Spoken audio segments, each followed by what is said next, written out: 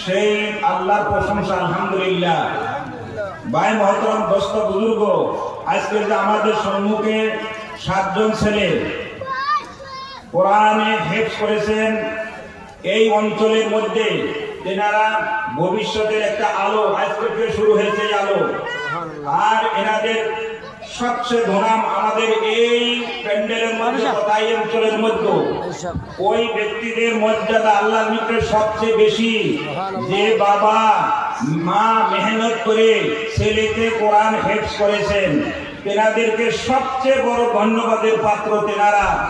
আল্লাহ নবী সাল্লাল্লাহু আলাইহি সাল্লাম বলেছেন যে যখন হাফিজে কোরআনকে আল্লাহ পাক নূরের তাজ পরায় দিবেন, তার সাথে সাথে বাবা মাকে এমন নূরের তাজ পরায় দিবেন যে নূরের তাদের তজল্লি সূর্যর থেকে বেশি হবে।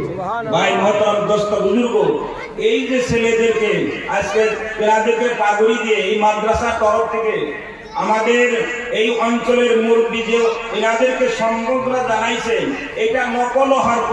আল্লাহ পাক এনাদেরকে কিয়ামতের দিন হাসরের ময়দানে এইভাবে নূরের তাজ দিয়ে উঠাবেন, আর মা বাবাদেরকেও এইরকম নূরের তাজ পরায় দিবেন।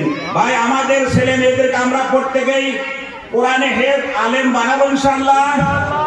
আমরা হাত উঠাই, কারা কারা বানাইব ইনশাআল্লাহ।